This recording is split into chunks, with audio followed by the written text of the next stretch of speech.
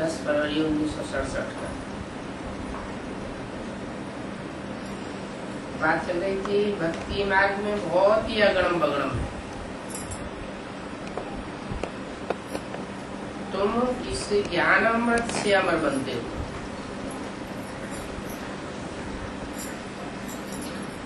अकाली मृत्यु वहां होती नहीं है।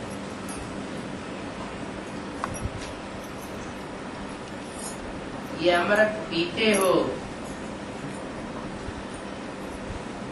इससे अमर बनते हो। भक्ति मार्ग में अज्ञान है, अमृत नहीं है, विष उगलते हैं। इसलिए घड़ी घड़ी मृत्यु को पाते रहते हैं। वहां तो अकाली मौत नहीं होती। तो ये बाप की सुनाई हुई अमर कथा है। बाप को और षष्ठी चक्र को चलाना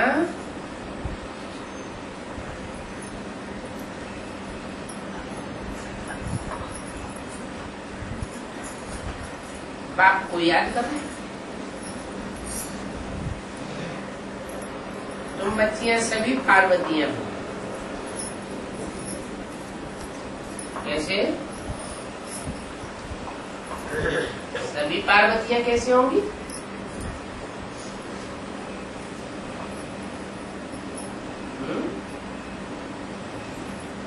पार्वती एक होगी या सभी होंगी?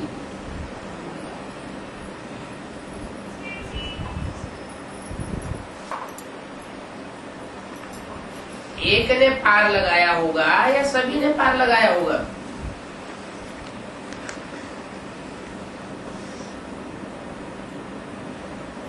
पार लगाने में भी तुम हो नंबरवार पुरुषार्थ अनुसार।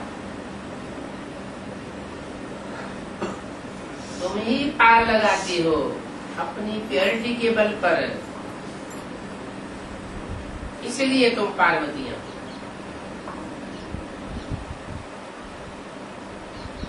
द्रौपदियां भी तुम हो। द्रौपदी अर्थात जिसका पद ध्रुव है, निश्चित है। तो तुम्हारा भी पद निश्चित है, क्योंकि तुम पवित्रता को बल देने वाली हो। एक एक द्रौपदी और एक एक दुशासन।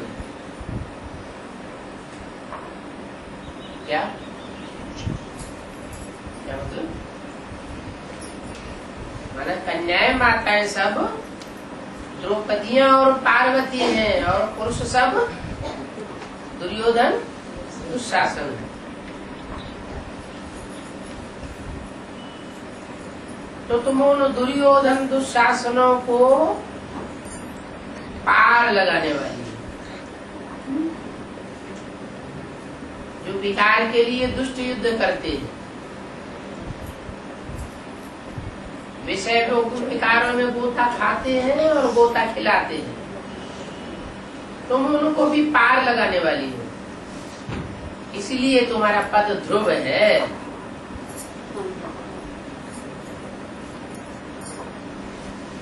तुम्हारा पद अकाट्य है।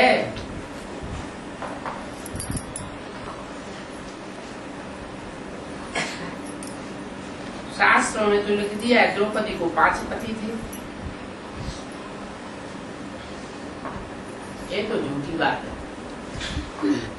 भारतीय नारी को कोई 5 पति हो सकते हैं क्या? भारतीय नारी तो एक पति वाली होती है।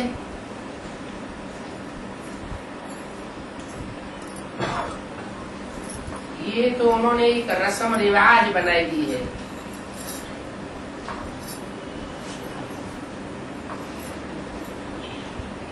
इसकी रस्म रिवाज, भक्ति मार्ग में जो भी रस्म रिवाज होती है वो कहाँ से आती है?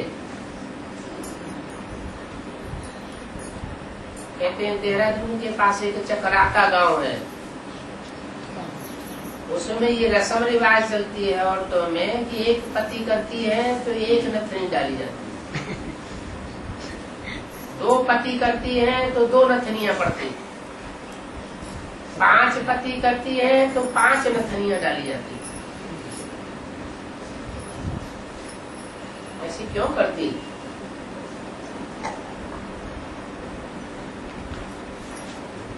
बुद्धि चक्कर खा जाती है, बुद्धि चकराती है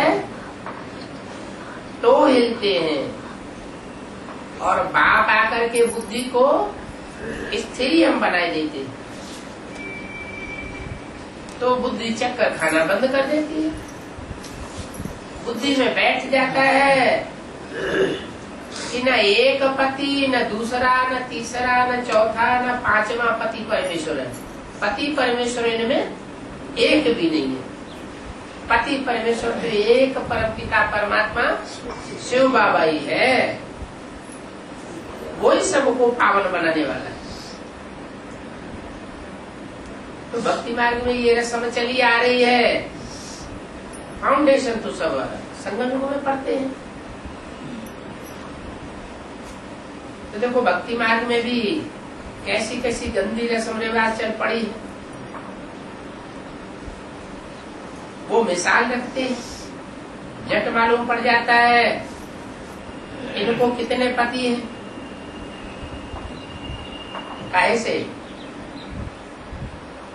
से मालूम पड़ जाता है चक्रता वालों के इनके कितने पति हैं? नथनियों से पता लग जाता है कि इनको 5 पति हुए।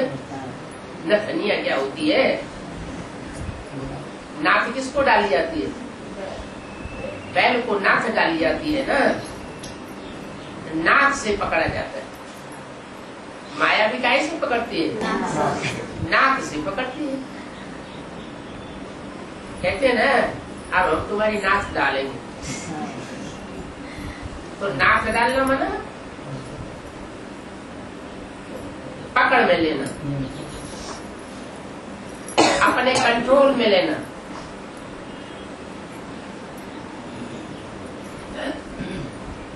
तो नथनी से पता लग जाता है कि ये कितनों के कंट्रोल में रही है।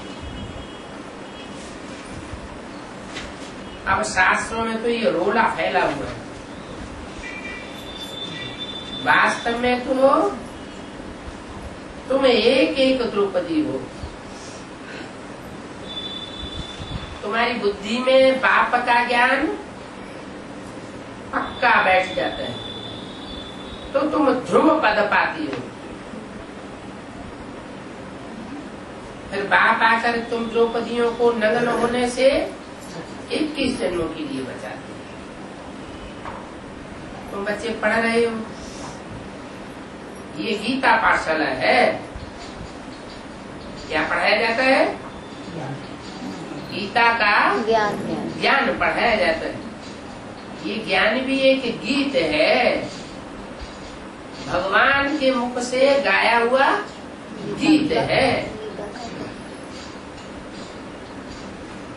इसका कनेक्शन गीता से है। इस गीत को भी कोई ने धारण किया है, जिसने अव्वल धारण किया है उसका नाम पड़ा गीता। तो गीता को मां का कहा जाता है। अब कोई कागज की गीता तो नहीं होगी। कागज की गीता ज्ञान को धारण करेगी क्या? नहीं। कोई गीता माता है जिसने ज्ञान को धारण किया है। जब ज्ञान को धारण करती है फिर वो किसी के बंधन में नहीं आने वाली नहीं। और जब तक ज्ञान बुद्धि में धारण नहीं होता तो ये दुर्योधन दुशासन उसको अपने कब्जे में लेते रहते। बाप आकर के 21 जन्मों के लिए बचाते। ज्ञान ये एम ऑब्जेक्ट से नर से नारायण, नारायण जैसा महाराजा बनने की तुमको पढ़ाई जाती है। क्या बनने की? नर से नारायण बनने की पढ़ाई जाती है। यहाँ सब भाइयों का बाप एक है।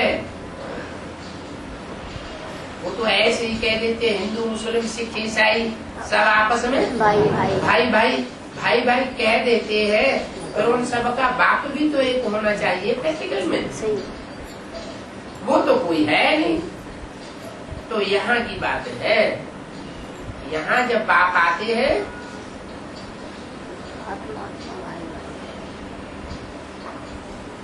तो आकर के जिन पहले 4 आत्माओं को ज्ञान का डोज देते हैं वो नंबरवार हैं। उनको राम के 4 भाई कहा जाता है, राम लक्ष्मण भरत और शत्रुघ्न। वही ब्रह्मा के 4 पुत्र शास्त्रों में बताए दिए हैं, सनत सनातन सनंदन और सनत कुमार। उनमें से जिसने ज्ञान को ज्यादा धारण किया अपने जीवन में वो बड़ा भाई ठहरा। यहाँ तो ज्ञान के आधार पर बड़ा और छोटा निश्चित होता है, कोई देह की उम्र की बात नहीं। तो जो ब्रह्मा के 4 बड़े पुत्र थे उनका शास्त्रों में नाम दे दिए। जो पहला बड़ा पुत्र उससे कहा जाता है सनत कुमार। से कौन सा धर्म स्थापन हुआ? सनातन धर्म। बाकी 3 और है जो नंबरवार है और नंबरवार धर्म की स्थापना करते हैं। राम से छूटा भरत।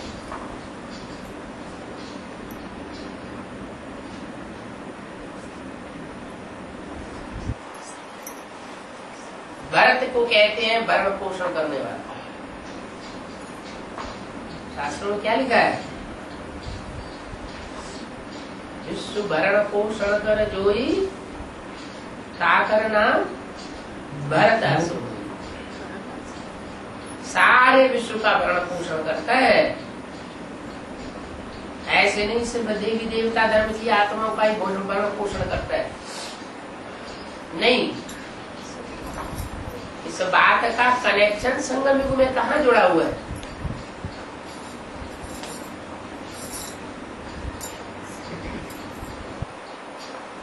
जो भी ब्रह्मा का दूसरे नंबर का बड़ा पुत्र है वो सारे विश्व की दूसरे नंबर की बीज रूप आत्मा है। उस बीज रूप आत्मा से दूसरे नंबर का आधार मूर्त कहो, जड़ रूप कहो, वो जन्म लेता है।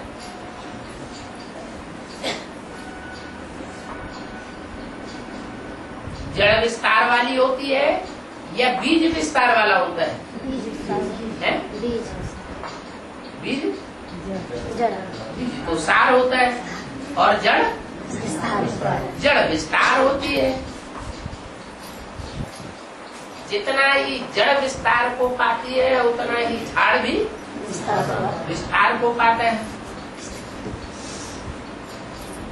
तो ये इस्लाम धर्म है जो विधर्मियों के बीच में सबसे जास्ती विस्तार को पाता है।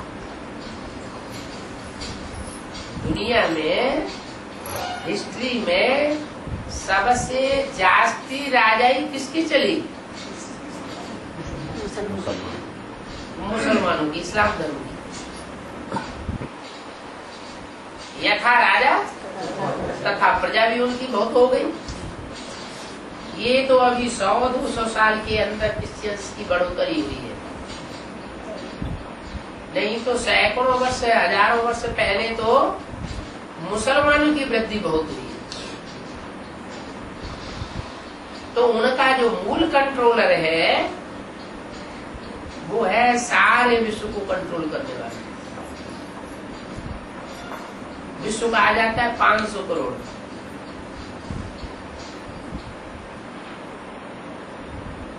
तो दूसरे नंबर का भाई हो गया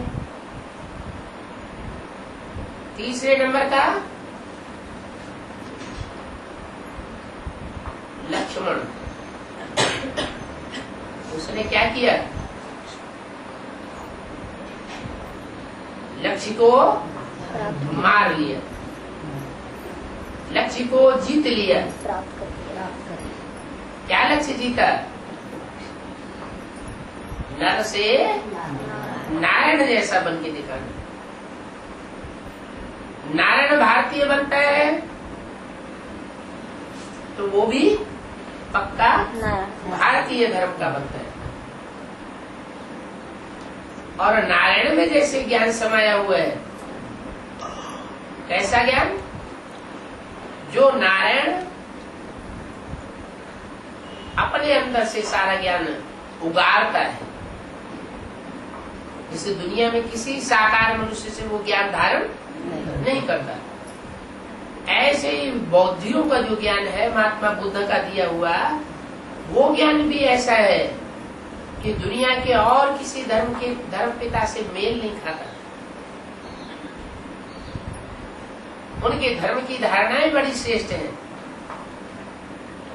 लेकिन विशेषता ये है कि उस ज्ञान में न आत्मा का जिक्र है, न परमात्मा का जिक्र है, न स्वर्ग का जिक्र है।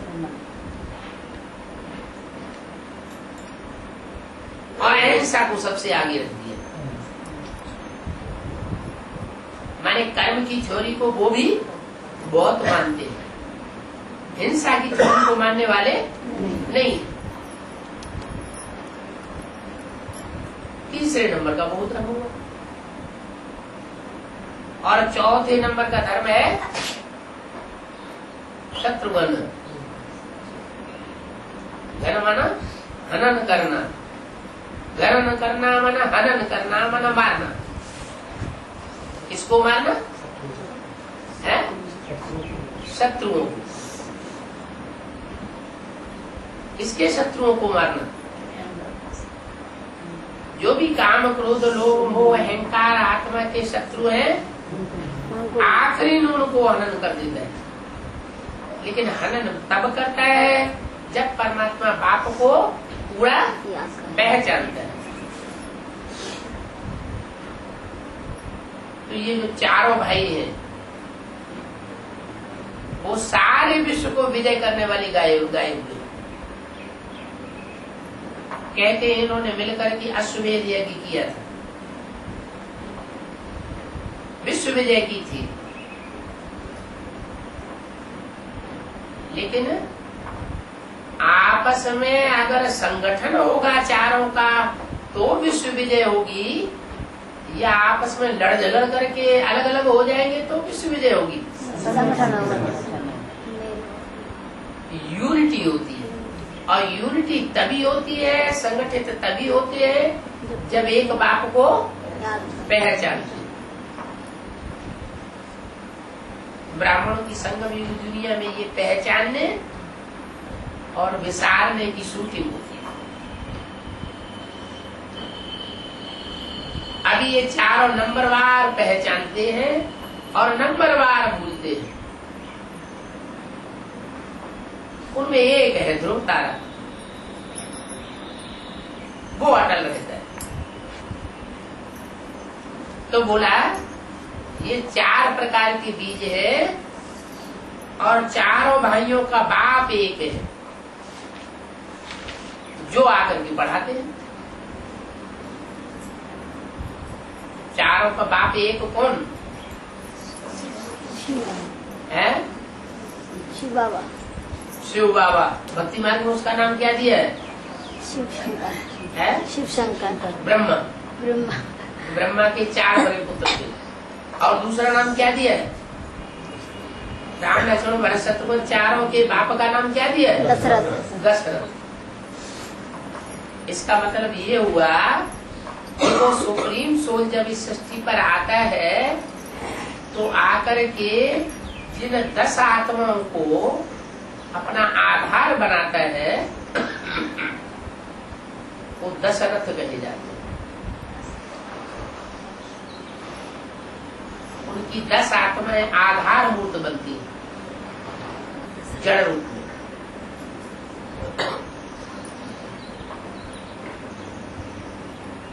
अब तुम बच्चे जान गए हो, ये पढ़ाई तुमको अमरपुरी में काम आती है। क्या? इस पढ़ाई की रिजल्ट अमरपुरी में मिलती है। इस मृत्यु लोक में तुम्हारी ये रिजल्ट मिलने वाली नहीं है। अमर कब बनेंगे? है? अगर अमर लोक में रिजल्ट मिलती है तो अमर कब बनेंगे? कैसे बनेंगे?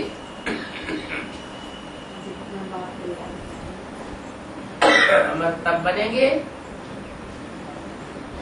जब ज्ञान में अमर बने, बाप की पहचान में अमर बने। क्या होता है? बाप अगर अपनी पहचान देते हैं, माया भाई डोरा डाल देती है। क्या भाई डोरा डालती है? तो बच्चे बुद्धि में ये बात बैठा लेते हो कि बाप आया हुआ है। माया और मायावी पुरुष जो तुम्हारी बुद्धि को खराब करते हैं, वो तुम्हारी बुद्धि में ये बात निकाल देते हैं। क्या? ये बाप आया हुआ है। उनका कहना है ये कैसे हो सकता है, ये बाप आया हुआ है। अरे बाप तो पहले कभी आया हुआ था, आकर के चला गया, अब थोड़ा ही बाप आया हुआ है। तो तुम्हारी बुद्धि को भी माया बरगला लेती है। अभी अभी बुद्धि में आता है कि बाप आया हुआ है, और अभी अभी माया ग्लानि करके तुम्हारी बुद्धि को इतना प्रभावित कर देती है कि तुम्हारे सब का निश्चय डोल जाता है। ये निश्चय बुद्धि की परीक्षा में कितने पास होंगे फाइनल में? बहुत थोड़े है, बहुत थोड़े से। बहुत थोड़े। कितने?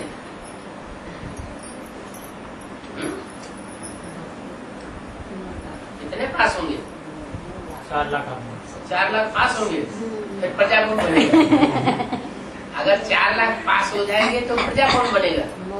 पहले जन्म की प्रजा तो पास होती है, फेल हो जाती है। प्रजा तो पुरुषार्थ ही नहीं करती, पास फेल का सवाल ही नहीं। पुरुषार्थ कितने करेंगे? 16,108। जो पढ़ाई पढ़ेंगे रेगुलर नंबरवार, वो ही फेल पास होंगे। जो पढ़ेंगे ही नहीं, आए संदेश लिया कि भगवान आया हुआ है, एक कान से सुना, दूसरे कान से निकाल लिया। तो जब उनकी बुद्धि में ये बात बैठ जाएगी कि भगवान आया हुआ है, थोड़ा समय बुद्धि में बैठा और बाहर गए, खलास हो गए। तो जैसे भक्ति मार्ग में कथा सुनते हैं और पल्ला जाकर के बाहर झाड़ देते हैं, तो ऐसे भगत ही हुए ना कि भगवान बाप के बच्चे बन जाएंगे। जो भगवान बाप के बच्चे बनते हैं वो पूरी पढ़ाई नंबरवार, तो वो नंबरवार पढ़ाई पढ़ने वाले बाप के बच्चे जो बनते हैं वो सरेंडर बुद्धि बनते हैं। क्या? तन से, मन से, समय से, संपर्क से और अपने संबंधों से नंबरवार सरेंडर। जो सरेंडर होते हैं वो पूरी पढ़ाई पढ़ पाते हैं। वो फिर राज परिवार के क्या बनते हैं? हाथी बनते हैं। सरेंडर होने का अर्थ ये नहीं है कि कागज में लिख दिया तो सरेंडर हो गए। मन बुद्धि नहीं, मन बुद्धि सरेंडर। प्रैक्टिकल में देखने में आए कि उन्होंने ईश्वरीय सेवा में अपना पूरा तन लगाया हुआ है। धन, जो भी तन से धन पैदा किया है वो धन भी ईश्वरीय सेवा में लगाया हुआ है। और जन, बाल बच्चे जो पैदा किए हैं या जो मित्र संबंधी बनाए हैं वो सब क्या है? जन शक्ति है। वो की दुनिया जो है, बाहर की दुनिया, उसमें भी कौरवों का शासन है। जो आधार मूर्तों की ब्राह्मणों की दुनिया है बेसिक नॉलेज में, उनमें भी अभी राज्य कौरवों का राज्य है। और जो एडवांस पार्टी में भी अभी राम का राज्य है या कौरवों का राज्य है? अभी भी एडवांस पार्टी में कौरवों का राज्य। उनको बहुत अहंकार चढ़ा हुआ है कि हम जो करते हैं वही होगा। वही होगा। सही। पहले भूत प्रेतों का सहारा लेते हो, तांत्रिक विद्या का सहारा लेते हो और शिव बाबा को पहचानते भी नहीं। अभी बाप कहते हैं तो वो कोई कौरव की औलाद नहीं हो, कुरुवंशी नहीं हो, तो वो किसकी औलाद हो? शिवंशी। पंडा की औलाद। क्या? पंडा माना जो रास्ता दिखाने वाला। दुनिया का सबसे बड़े से बड़ा पंडा कौन है? शिव बाबा। शिव बाबा। हम उसकी औलाद है। सारे संसार को रास्ता बताने वाले लाइट हाउस है। Light house. जैसे हमारा बाप सारे संसार में रोशनी फैलाता है ज्ञान की, वैसे हम उसके बच्चे भी लाइट हाउस। ज्ञान सूर्य के बच्चे, सूर्यवंशी बच्चे। हम किसी के अधीन होने वाले नहीं है। आदि रहता है। क्या हमारा नारा है? भक्ति मार्ग में भी, जैसे ज्ञान मार्ग में ऊंचे तो ऊंचे हम शिवाजी को समझते हैं। इसको समझते हैं? शिव बाबा को। ऐसे ही भक्ति मार्ग की दुनिया में भी एक वीर हुए हैं, उनका नाम महाराष्ट्र में क्या गया? शिवाजी महाराज। औरंगजेब इतना बड़ा सम्राट हुआ हिंदुस्तान का, उसके सामने उन्होंने हार नहीं मानी। लोहे के चने चबा दिए औरंगजेब को, लेकिन झुके नहीं। तो ये सूर्यवंशी जो बच्चे हैं वो किसी से झुकने वाले नहीं है। इनके लिए बोला है कि तुम बच्चे अभी पढ़ रहे हो एक बाप से, तो वो कोई अनेकों से पढ़ने वाले नहीं हो। किससे पढ़ने वाले हो? एक बाप। सिर्फ एक बाप से पढ़ने वाले हो, और किसी की बात सुनने वाले नहीं हो। तुम्हारी बुद्धि में ये बैठा हुआ है कि हमने जिसको निश्चय किया है ज्ञान के आधार पर, ज्ञान के नेत्र से जिसको पहचाना है कि ये हमारा बाप है, हम उस बाप को ही फॉलो करेंगे, उस बाप की ही बात मानेंगे, और किसी की बात नहीं सुनने वाले नहीं।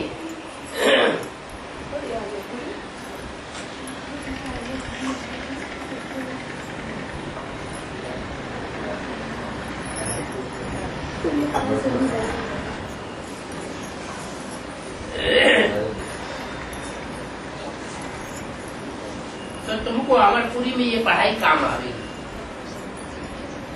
क्या? तुम्हारी पढ़ाई अमरपुरी में काम आवेगी। और उन कौरवों की जो पढ़ाई पढ़ाई जाती है वो कहाँ काम आती है? कौरवों का जो मुखिया था वो कौन था? कुरु। कौरवों का मुखिया जो कुरु था, जिसका बड़े सम्राट का नाम क्या था?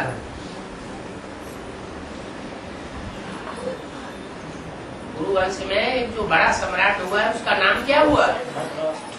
धृतराष्ट्र। सारे राष्ट्र को जिसने धर लिया, धारण कर लिया। क्या माने? राष्ट्र माने धन संपत्ति, जिसने सारी दुनिया की धन संपत्ति को अपने कब्जे में करके रखा। आज की गवर्नमेंट भी कैसी है? नए नए तरीके निकालती है कि कैसे लोगों का धन संपत्ति खींच करके अपने कंट्रोल में कर दिया। इनकम टैक्स के नए नए तरीके निकाले जाते हैं कि लोगों के पास कुछ न बचे, सारा हमारे पास है। जैसे बैंकों में ब्याज ही देते हैं, लोगों का पैसा बैंकों में डाला जाता है, तो क्या करते हैं? महंगाई बढ़ाएंगे 15 और 20%, और उसका ब्याज क्या भाव देंगे? 5% नहीं, 3%। 5% जो ब्याज देते हैं उसमें इनकम टैक्स लगा। जिस ब्याज में इनकम टैक्स नहीं लगाते हैं वो सिर्फ है 3%। तो घाटा किसको आएगा? ब्याज देने वाली बैंकों को घाटा आएगा या ब्याज लेने वाले उसमें जो पैसा डालने वाले हैं उनको घाटा आएगा? डालने वाले उनको घाटा। बैंकों से जो लोन दिया जाता है उस लोन में जब लोन लेते हैं माना पैसा बैंक वाले देंगे जब तो 15-20% ब्याज है, 12% तो कम से कम ब्याज देना ही पड़ेगा। और जब पब्लिक का पैसा लेते हैं तो कितना ब्याज देते हैं? 3% ब्याज देते हैं। तो ये सब क्या है? लोगों की धन संपत्ति अपने कब्जे में करना हुआ ना। ये कौरवों की गवर्नमेंट है, धृतराष्ट्रों की गवर्नमेंट है। ये अंधे हैं, ये नहीं समझते हैं कि हम जितना कल्याण करेंगे पब्लिक का उतना हमारा कल्याण अगले जन्म में होना ही होना है। ये पुनर्जन्म को उतना महत्व नहीं देते। और बाप आकर के बताते हैं तुम बच्चों ने तो सबसे जास्ती जन्म लिए। कितने? 84 जन्म। तो पूरा ही 84 का चक्कर लगाते हो क्या? जो गवर्नमेंट में आकर के ऊंचे पद पाते हैं, बड़ी बड़ी कुर्सियां लेते हैं, वो उतना जन्म नहीं लेंगे, पूरा चक्कर नहीं काटेंगे सारी दुनिया का। तुमने तो सारी दुनिया का चक्कर काट करके अभी आकर के भगवान बाप से मिले। तो तुम जो अभी पढ़ाई पढ़ते हो वो तुम्हारी पढ़ाई यहाँ काम आने वाली नहीं है क्या? ये नहीं समझना हमें भगवान बाप आकर के पढ़ाते हैं तो उसकी प्रारब्ध हमें यही मिल जाए। कहाँ मिलेगी? अगले जन्म में नहीं। जन्म तो यही होगा, लेकिन जो जन्म होगा उसमें हम अमर होंगे। और अमर बनने का फाउंडेशन हमें अभी डालना है। कैसे? जितना हम बाप के बच्चे बनकर के अमर बनकर के रहेंगे, निश्चय बुद्धि बनकर के रहेंगे, वो ही उस अमरपुरी में दाखिल होगी। ये है बेहद की अमरपुरी तैयार होगी क्या? और जिन्होंने यहाँ पढ़ाई पढ़ते ही पढ़ते दूसरे को बाप बना लिया, कितनी विष्णु पार्टी निकली। और विष्णु पार्टी में जाकर के किसी विष्णु को बाप बना लिया तो कितने बाप हो गए? द्वैतवाद फैल गया ना। एक तो नहीं रहा ना, दोगला बाप के बच्चे हो गए ना। तो दो तरह का ज्ञान बुद्धि में घुस जाए। जब दो तरह का ज्ञान बुद्धि में घुसता है तो बुद्धि में दोला फैला देता है। बुद्धि जब फैसला नहीं कर पाती ये राइट है या ये रंग है, ये रंग है या ये राइट है, तो बुद्धि परेशान। और जब बुद्धि परेशान होगी तो संकल्पों में भी घमासान होगा। संग युग में संकल्पों में अगर घमासान हो तो शूटिंग खराब ही तो होगी, अच्छी शूटिंग थोड़ी होगी। जितनी दृढ़ता वाले संकल्प होंगे उतना जन्म जन्मांतर की हमारी दुनिया अच्छी बनेगी। और जितने ही संकल्प डुलाने वाले होंगे, खुद भी डुलायमान हो और दूसरों को भी डुलायमान करे, खुद भी अनिश्चय बुद्धि बने और दूसरों को भी अनिश्चय बुद्धि बनाए। ऐसा जो ज्ञान है वो गुरुओं से आता है। एक बाप से नहीं आता, 2-2, 3-3, 4-4 बाप से आता है। इसलिए 10 धर्म झाड़ में दिखाई दे। 10 धर्मों के 10 बाप है। उनको कहा गया 10 रथ। क्या? 10 रथ। और राम किसकी औलाद थे? दशरथ की औलाद है। दशरथ माने यज्ञ में कोई दशरथ हुए हैं। उन दशरथों की 10 आत्माओं की रहबरी में राम वाली आत्मा को भी आकर के पालना लेनी पड़ी। और पालना लेकर के उसने सच्चाई को धारण कर लिया। 10 रथों ने सच्चाई को धारण नहीं धारण किया, उस एक ने धारण किया। तो यह है तुम बच्चों की रूह। यहाँ रूह बाप रूहों से वार्तालाप करते हैं।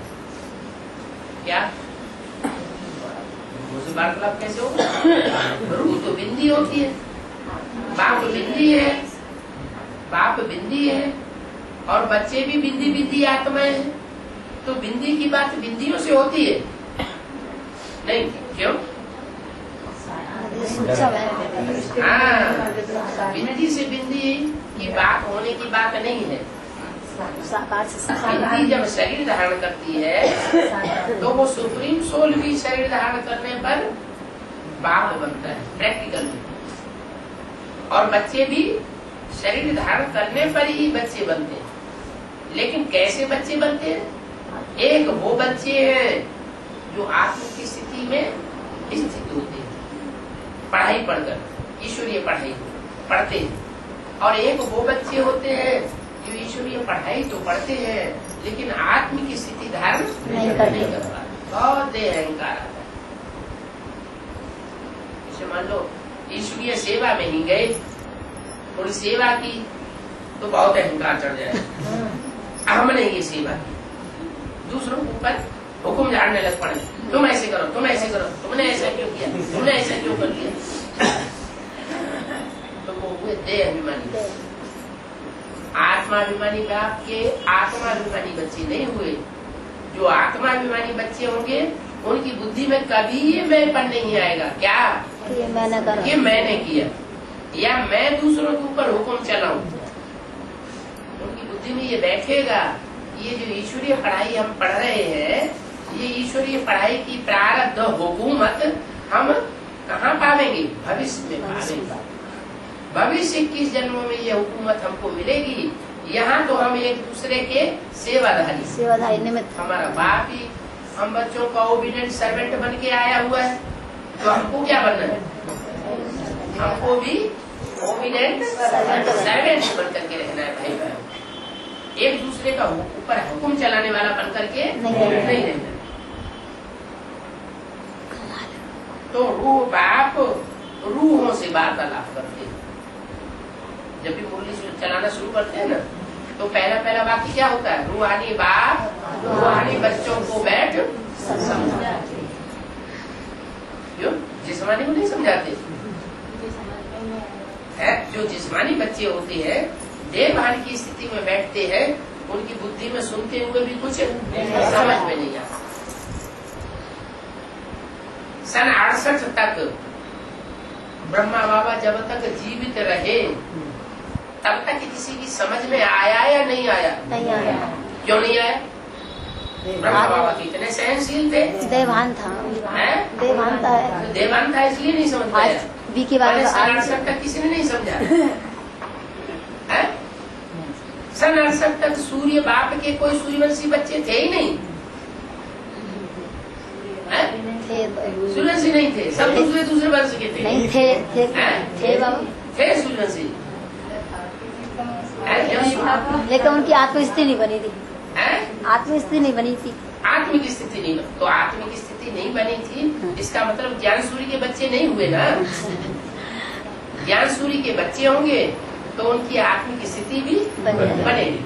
और ज्ञान सूर्य के बच्चे नहीं होंगे, उन्होंने कोई दूसरे को अपना बाप बना लिया होगा, तो उनकी बुद्धि में पूरा ज्ञान की बात बैठती नहीं। और क्यों नहीं थे? कोई कहे सन 68 से पहले सूर्यवंशी बच्चे क्यों नहीं थे? तुम तो ऐसे ही फालतू बोलते रहते हो, तो उसका कारण भी तो बताना पड़ेगा, क्यों नहीं थे?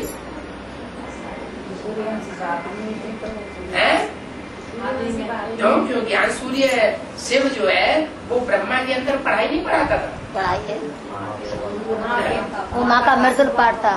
माँ के रूप में पाठ बजाता था, माँ के रूप में पढ़ाई पढ़ाता था, लेकिन था तो ज्ञान सूर्य। लेकिन माँ के पैर बच्चे बिगड़ जाते हैं। नहीं, ये किसी आदमी ही वो ज्ञान सूर्य राम वाली आत्मा छोड़ करके चली गई थी। और उसके पीछे पीछे जितने भी सूर्यवंशी बच्चे थे वो सब चले गए। छोड़ करके चले गए। जी बाबा।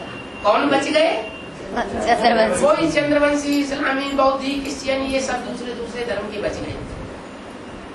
तो वो तो दूसरे धर्म के तो उसके प्रभाव में आ जाने वाले, दो बाप बनाने वाले हैं, दो बोले हैं तो उनकी बुद्धि में एक बाप का ज्ञान नहीं बैठता।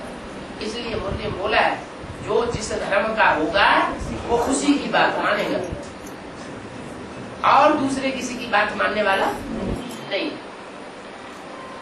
तो ब्रह्मा बाबा ने जब शरीर छोड़ दिया, उसके बाद वो ज्ञान सूर्य राम वाली आत्मा यज्ञ में आती है और यज्ञ में आकर के ज्ञान सूर्य बाप उसमें प्रवेश करते हैं, बाप के रूप में सन 76 में प्रत्यक्ष, जिसे सन 76 को बाप का प्रत्यक्षता वर्ष मनाया। कौन से बाप का प्रत्यक्षता वर्ष?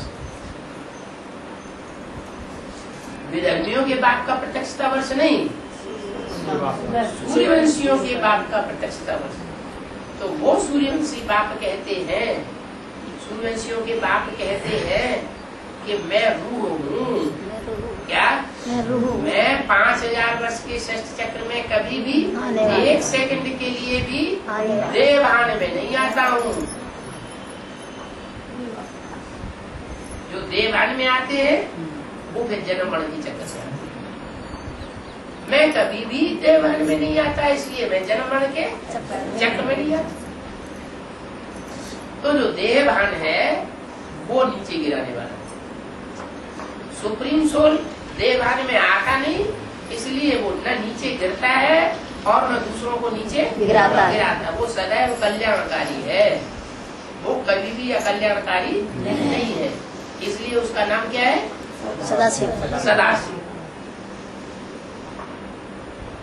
शंकर के मस्तक में जो उनकी प्रवेशता की यादगार दिखाई जाती है, वो यादगार भी तीसरे नेत्र के रूप में, उसका नाम क्या है तीसरे नेत्र का? सदाशिव, शिव नेत्र। कैसा नेत्र? शिव नेत्र, कल्याणकारी नेत्र। जो भस्मासुर जैसे पार्ट बजाने वाले, कंसी जरासंधी जैसे पार्ट बजाने वाले हैं, उनके ऊपर भी कल्याण की दृष्टि है। इनका भी कल्याण हो जाए। कितना कल्याण हो जाए कि ये भी स्वर्ग में आ जाए, ये भी स्वर्ग के सुख हो गए।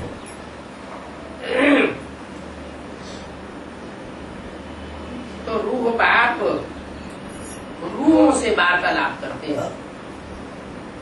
ज्ञान का जो वार्तालाप होता है वो रूहानी बच्चों के साथ होता है, देह अभिमानी बच्चों के साथ नहीं होता। बाप का वार्तालाप नहीं होता, माने बाप उनसे बात भी नहीं करते और न वो सुनते हैं। क्लास में भी बाप की बात को ध्यान से नहीं सुनेंगे, इधर उधर खाना फूसी करेंगे, एक दूसरे से बातें करेंगे, इधर उधर छुप छुप के इधर उधर देखते रहेंगे, उधर देखेंगे उधर देखेंगे। देखने से पता चलेगा कि हाँ ये तो पूरे बंदर समझ रहे हैं। अरे बुद्धि में नहीं बैठता, कौन आया हुआ है? ऊंच से ऊंच बाप हमारे सामने आया हुआ है, तो हमारी दृष्टि की नजर कहाँ पड़ी रहनी, टिकी रहनी चाहिए, एक बाप के ऊपर टिकना चाहिए। तो बाप कहते हैं मैं अपने बच्चों से वार्तालाप करता हूँ। क्या? देह अभिमानी बाप है, जो मनुष्यों के बाप है, उनसे बात नहीं करता। अपने को आत्मा समझना है तो बाप भी बात करेंगे। अपन को आत्म की स्थिति में नहीं बैठाएंगे, नहीं प्रैक्टिस करेंगे तो बाप तुमसे बात भी नहीं। हम आत्मा एक शरीर छोड़ दूसरा लेती आई है, ये बुद्धि में सदैव धारण रहे। क्या पता नहीं 84 जन्म में हमने कितने कैसे कैसे कहाँ कहाँ क्या क्या जन्म लिए। कब अहंकार नहीं आना चाहिए? क्या कि मैं इतना बड़ा वकील हूँ, मैं इतने बड़ी पोस्ट पर स्थायी होने वाला अधिकारी हूँ, मैं इतना बड़ा धनवान हूँ। अरे इस जन्म में धनवान हूँ पिछले जन्म में क्या था कुछ पता है? नहीं। तो मैं आत्मा हूँ, ये सदैव बुद्धि में बैठा रहे। आत्मा मेल भी बनती है और आत्मा फीमेल भी बनती है। आत्मा जब मेल बनती है तो उसमें दुर्योधन दुशासन के संस्कार जरूर आ जाते हैं। क्या? दुर्योधन बने के और दुशासन बने के संस्कार आ जाते हैं। और जब फीमेल बनती है तो द्रौपदी, सीता और पार्वती के संस्कार आ जाते हैं, माने प्योरिटी के संस्कार आ जाते हैं। जैसे कन्याएं माताएं भारत की है, उनकी बुद्धि में ये रहता है कि मेरा तो एक दूसरा अनुकूल, कहीं ऐसा ना हो जाए इसे एक को छोड़ना पड़े और दुनिया के सामने नाक नीची करनी पड़े। तो आत्मा मेल है और फीमेल जन्म धारण करती है। चोला जरूर मेल फीमेल का लेती है, लेकिन वास्तव में आत्मा खुद मेल है। क्या? आत्मा खुद में, आत्मा मेल है, फीमेल नहीं है। आत्मा मेल है, फीमेल नहीं है। माने सुप्रीम सोल जो है वो मेल है या फीमेल है? सुप्रीम सोल मेल है या फीमेल है? मेल है। और बाकी आत्मा फीमेल, बाकी आत्माएं उसके मुकाबले, सुप्रीम सोल के मुकाबले सब फीमेल।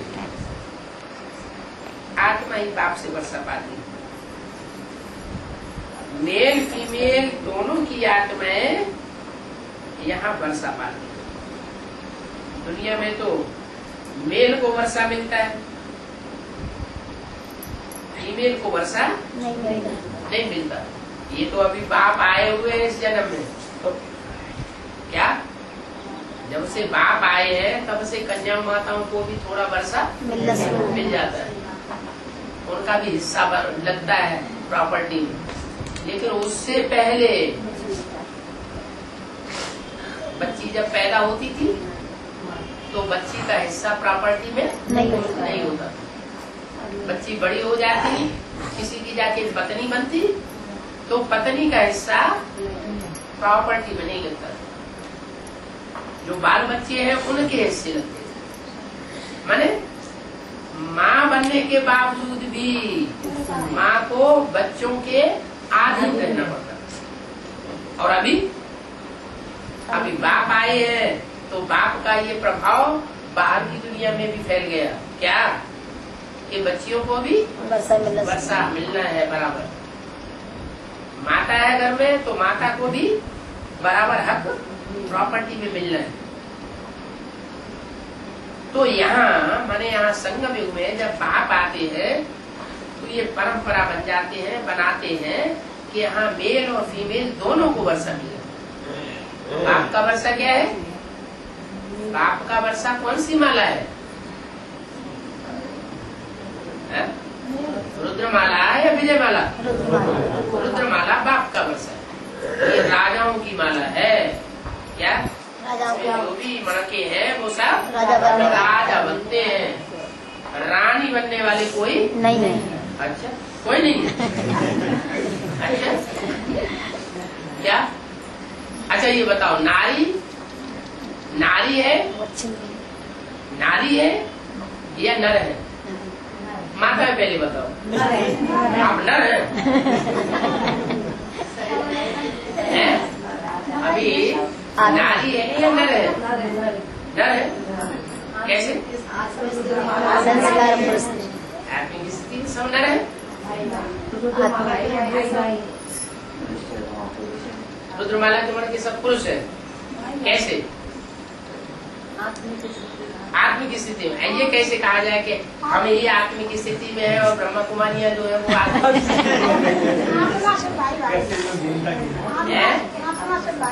भाई है। अच्छा, तो फिर आप राजा बनेंगे है? आत्मा भाई तो नारी से राजा बनेंगे। लेकिन गायन नारी से लक्ष्मी बनने का है, नारायण बनने का?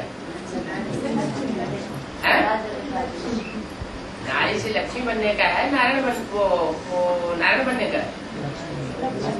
नारी से लक्ष्मी बनने का है तो लक्ष्य धारण किया है या नहीं? लक्ष्य क्या धारण किया? नारी से लक्ष्मी बनने का। फिर अभी राजा बनना है कि रानी बनना है? राजा। आप आ गए तो रानी बनना है, तो फिर क्या बनना पड़ेगा? है? नर बनना पड़ेगा, नर चोला धारण करना पड़ेगा। नर चोला धारण करेंगे। अगर नारी चोला अभी है और नर चोला धारण करेंगे नारायण बनेंगे। नारायण तभी तो नारायण बनेंगे। अच्छा, तो फिर रुद्रमाला में चाहे स्त्रियां है चाहे पुरुष है, चाहे मेल है चाहे फीमेल है, वो सब क्या है? पुरुष बन गया, बाप के बच्चे, राजा बच्चे, राजा बच्चे सब आत्मिक स्थिति वाले हैं। इसलिए जो आत्मिक स्थिति धारण करते हैं वो सब मेल बनते हैं। माने स्त्री चोला भले है, लेकिन अगर बाप की जो पढ़ाई हुई पढ़ाई है उस पढ़ाई को पूरा धारण किया तो नारी चोला होते हुए भी क्या बनेंगे? पुरुष का हैं? नर बनेंगे। नर बने, नारा। तो ये हार्मोन्स सारे चेंज हो जाएंगे। क्या हार्मोन सारे चेंज हो जाएंगे और नर बन जाएंगे। जब नर बनेंगे तो राजा बच्चे बनेंगे। राजा बच्चे। रानी को आधीन होना पड़ता है या राजा को आधीन होना पड़ता है?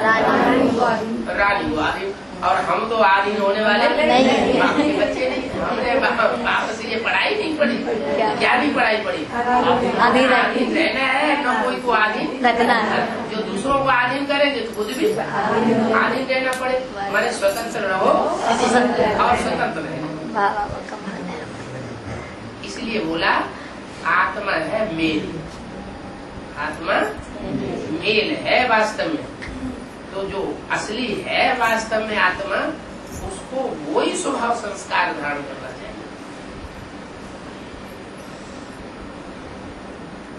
मान लो विजय माला होगी तो उसमें स्त्री पुरुष नहीं होंगे, हैं? उसमें भी स्त्रियां होंगी, पुरुष भी होंगे, लेकिन वो सब क्या बनेंगे? वो रानी। माने उनमें आधीनता का कुछ न कुछ संस्कार रहेगा। भले महारानी भी बने तो भी किसके अधीन रहेगी? महाराजा के अधीन रहेगी। तो जो आधीनता का संस्कार है वो विजय माला में कहाँ से आया? संगम में कैसे हैं? इन्होंने उन्होंने किसको अधीन बनाया है? वो आप नहीं बना रहे बजा नहीं। माने वो अभी भी उसी को फॉलो कर रहे हैं, ब्रह्मा को। इसको फॉलो कर रहे हैं, ब्रह्मा को फॉलो कर रहे हैं। जिस ब्रह्मा को उसके बच्चों ने हार्ट फेल कर दिया, इतना आदमी बनाया, इतना मजबूर कर दिया, उसी ब्रह्मा को फॉलो करते हैं। तो जिसको फॉलो करेंगे वैसे ही बनेंगे। अगर स्वतंत्र रहा हो और स्वतंत्र रहने दो, ऐसा गुण धारण करने वाले को फॉलो करेंगे तो ऐसे ही बनेंगे। एक है सूर्य और एक है चंद्रमा। चंद्रमा रोशनी के लिए किसके अधीन है? सूर्य। तो सूर्य के अधीन। रोशनी चंद्रमा को सूर्य से मिलती है और पृथ्वी को भी रोशनी सूर्य से। जितने भी चांद सितारे हैं, जितने भी ग्रह उपग्रह हैं, उनको रोशनी किससे मिलती है? सूर्य से मिलती है। अच्छा, तो सारे अधीन हो जाने चाहिए 9 लाख। 9 लाख सितारे पे सारे अधीन होने चाहिए कि नहीं? फिर तो सब में जो 9 लाख सितारे हैं कि नहीं? गाए हुए हैं ना। तो 9 लाख सितारे जो है वो सारे रोशनी किससे लेते हैं? सूर्य से रोशनी लेते हैं। तो सारे ही अधीन हो गए ना चंद्रमा की तरह? नहीं। नहीं कैसे? कैसे नंबर? अच्छा नंबरवार भी सही, लेकिन होते तो आदमी ने ना। फिर नहीं, आदमी तो है। सितारे सभी रोशनी लेते हैं सूर्य से, लेकिन एक वो सितारे हैं जो अपने रोशनी को सूर्य की रोशनी में मर्ज कर देते हैं। क्या? और एक वो है जो अपनी रोशनी को सूर्य की रोशनी में मर्ज नहीं करते, अपना प्रभाव फैलाते हैं। हम भी कुछ है। तो ऐसे ही बेसिक बात, बेसिक में जितने भी हैं उनमें कुछ न कुछ अहंकार थोड़ा रहता है। आत्मा नहीं बन पाते। क्या? आत्मस्थिति बन पाती। सब कुछ तेरा, कुछ नहीं कुछ मेरा। नहीं मेरा। ये स्टेज उनकी नहीं धारण हो पाती। माने अपनी रोशनी को उस ज्ञान सूर्य की रोशनी में पूरा मर्ज नहीं कर पाते, इसलिए वो आदमी। और जो पूरा ही मर्ज कर देते हैं वो पक्के स्वाधीन सूर्य से।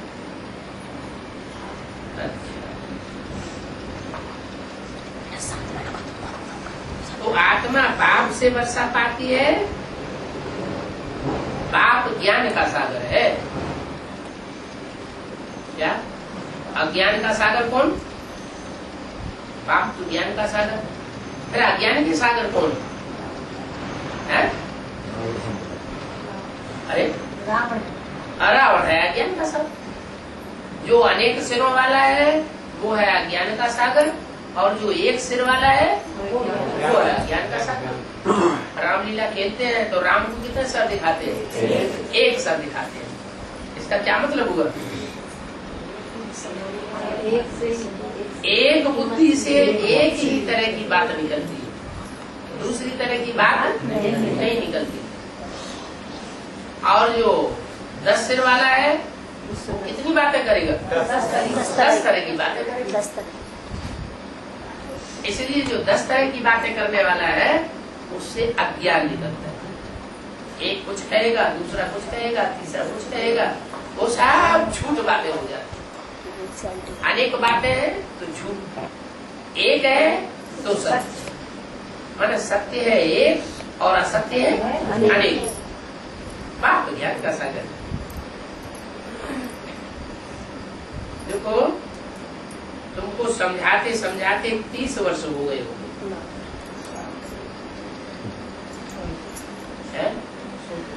कब की बात है? 67 की, 67 की मुरली है रात्रि क्लास। तो तुमको समझाते समझाते कितने वर्ष हुए होंगे? 30 वर्ष हुए होंगे। ये निराकार भगवान वाच है सब आत्माओं की। क्या? सब आत्माओं के प्रति जो उवाच करता है वो कौन है? निराकार भगवान। ये ब्रह्मा भी स्टूडेंट है। ये भी पढ़ाई पढ़ने वाला है, ये पढ़ाई पढ़ाने वाला ये भगवान नहीं है। भगवान तो एक ही होता है और उसको कोई पढ़ाई पढ़ा नहीं सकता। और ब्रह्मा को किसी ने पढ़ाई पढ़ाई? कब? यज्ञ के आदि में मुरली में तो आता है। ऐसे ऐसे बच्चे थे जो मम्मा बाबा को भी डायरेक्शन देते थे, ड्रिल कराते थे, टीचर बन करके बैठते थे। मम्मा बाबा समझते थे ये तो बहुत ऊंचा नंबर माला में आवेगी। तो थे ना ऐसे बच्चे। तो यज्ञ के आज में भी जिन बच्चों ने मम्मा बाबा को भी पढ़ाई होगी, वो अभी दूसरा जन्म लेके मम्मा बाबा से पढ़ाई पढ़ेंगे?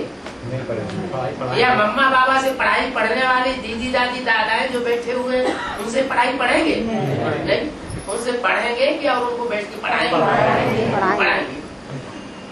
ऐसे ना, ये तुम्हारा भी गुरु है। तो 30 वर्ष हुए होंगे तुमको समझाते समझाते।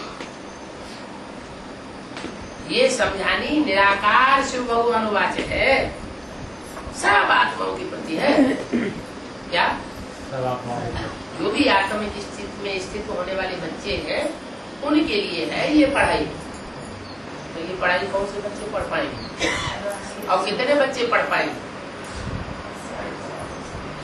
4.5 लाख आत्मा पढ़ पाते हैं। क्या जो प्रजावर्ग की आत्माएं होंगी पहली डायनेस्टी की, संगम की डायनेस्टी की, वो सारी पढ़ाई पढ़ने वाली होगी। प्रजा पहले जन्म की जो प्रजा होगी उसकी भी ये विशेषता होगी। क्या क्या विशेषता होगी? कि ज्ञान में दुनिया की सब आत्माओं से तीखी हुई, सारी दुनिया को वो पढ़ाई पढ़ाने वाले चमकते हुए सितारे संसार में नजर आएंगे और सारी दुनिया में फैले हुए होंगे। क्या सारी दुनिया में सब देशों में सब धर्मों में फैले हुए होंगे। सबको पढ़ाई पढ़ावेंगे, लेकिन उनको कोई पढ़ाई दूसरे धर्म वाला नहीं पढ़ाई पढ़ा सकता। तो ये ब्रह्मा भी स्टूडेंट है, ये भी टीचर सुप्रीम टीचर नहीं है। जैसे बेसिक नॉलेज वाले क्या समझते हैं कि गीता का भगवान कौन है, साकार में कौन है? दादा लेकर आए। वो तो दादा लेकर आए, ब्रह्मा को ही गीता का भगवान समझते हैं। तो सुप्रीम सोल हो गया ना, सुप्रीम टीचर हो गया ना। कौन? उनकी नजर ब्रह्मा बाबा सुप्रीम टीचर हो गया। और बाबा मुरली में क्या कहते हैं? ये ब्रह्मा भी स्टूडेंट है, पढ़ाई पढ़ रहा है। माने ये भी कोई साकार से पढ़ाई पढ़ने वाला है। ये भी कोई सुप्रीम टीचर का रूप नहीं है। ये कोई गीता का भगवान नहीं है। पढ़ाने वाला एक शिव बाबा है, एक शिव बाबा और 2 शिव बाबा। बिंदी को बाबा कहा जाता है क्या? निराकार साकार के मेल को बाबा। जब निराकार ज्योति बिंदु कोई साकार में प्रवेश करे और संसार में प्रवेश होकर के प्रत्यक्ष हो जाए तब वो शिव बाबा। तो निराकार साकार के मेल को बाबा कहा जाता है। दुनिया के जो भी संबंध सिर्फ बाबा की बात नहीं, बाबा माने ग्रैंड फादर की बात नहीं, ग्रैंड मदर, चाहे ग्रैंड फादर, चाहे एल्डर ब्रदर, चाहे छोटा भाई हो बड़ा भाई हो, कोई भी संबंध दुनिया के बनते हैं वो निराकार और साकार के मेल से बनते हैं। एक संबंध ऐसा है जिसमें निराकार साकार मिलने की बात नहीं। वो कौन सा संबंध? बाप और बच्चे। बाबा और बच्चे नहीं, बाबा माने ग्रैंडफादर, बाप सुप्रीम सोल शिव और बिंदी बिंदी आत्माएं हम सब बच्चे। वो एक ही संबंध ऐसा है जो शिव के साथ बनता है, शिव ज्योति बिंदु के साथ। लेकिन जब वो शिव ज्योति बिंदु साकार में आता है तो अनेक प्रकार के संबंध बच्चों के साथ जोड़ता है। तो ये ब्रह्मा भी स्टूडेंट है, पढ़ाने वाला तो एक शिव बाबा है। फिर तुम सब सीख करके पढ़ाते हो। किससे सीख करके? शिव बाबा से सीख करके पढ़ाते। क्या और कोई से नहीं सीखते हो तुम शिव बाबा से सीख करके पढ़ाते हो। तुम ब्रह्मा से सीख करके नहीं पढ़ाते हो। ब्रह्मा खुद अभी भी पढ़ाई पढ़ रहा है। क्या अभी भी ब्रह्मा माने कृष्ण की सोल पढ़ाई पढ़ रही है, पढ़ाने वाली नहीं है। उसको साकार में पढ़ाई पढ़ाने वाला कौन है? शिव बाबा। अब ब्रह्मा कुमारी इस बात को मानेगी? नहीं मानती। वो तो नहीं माने। वो कहे है वो तो सुप्रीम टीचर था, गीता का भगवान था। तुम कहे है वो कहाँ से गीता का भगवान? तो ऐसे बोला ये भी स्टूडेंट है। ऐसे होता है। कृष्ण की आत्मा में पढ़ाई पढ़ती है। तो मुरली की बात सच्ची है, तुम्हारी बात सच्ची? मुरली की बात पत्थर की लगी तो समझाना पड़ेगा। क्या कि ब्रह्मा की सोल भी चंद्रमा के रूप में शंकर में प्रवेश करके पढ़ाई पढ़ती है। फल उस बच्चे को सर माथे पर बिठाया हुआ है। क्या क्योंकि बाप की बच्चों में आस रहती है। आस रहती। क्या आज नहीं तो कल इसकी बुद्धि के बिखरेंगे बादल। क्या ये ऐसी नवैया है, इस नवैया में बैठा हुआ है, ये ऐसा कृष्ण कन्हैया है कि जो आज नहीं तो कल ये नैया पार जाएगी। ये नैया डूबने वाली नहीं। कौन सी नैया? शिव बाबा जो कृष्ण कन्हैया रूपी आत्मा की नैया इस समय साकार है, शरीर की नैया। कौन है? शिव बाबा। जगदम्बा। जगदम्बा जो है वो इस समय नैया है, भव सागर में पड़ी हुई नैया। क्या? संसार सागर में पड़ी हुई नैया, विषय सागर में गोते खाने वाली नैया। वो नैया डूबने वाली नहीं है। क्यों नहीं है डूबने वाली? क्योंकि कृष्ण जैसा पहला पत्ता इस सृष्टि का उस नवैया में बिखरैया है और शिव बाप उसका खिवैया है, इसलिए नहीं डूबने वाली। तो ये पढ़ाई कितनी सोर्स ऑफ इनकम है। सबको ब्रह्मचर्य में रहना पड़ता है। एक जन्म विकार में न गए तो क्या बड़ी बात है। बाप कहते हैं हमारी दाढ़ी की लाज रखो, ऐसे विकार में जाने की चलन छोड़ दो। ऐसी चलन न चलो जो बाप का नाम बदनाम। कैसे नाम? बाप का नाम बदनाम हो जाए। अरे हमारी घरवाली है, हम घरवाली के साथ विकार में जाते हैं, विकारी सुख लेते हैं, तो बाप का नाम इसमें क्यों बर्बाद हो जाएगा, बदनाम हो जाएगा? क्यों बदनाम हो जाएगा? अरे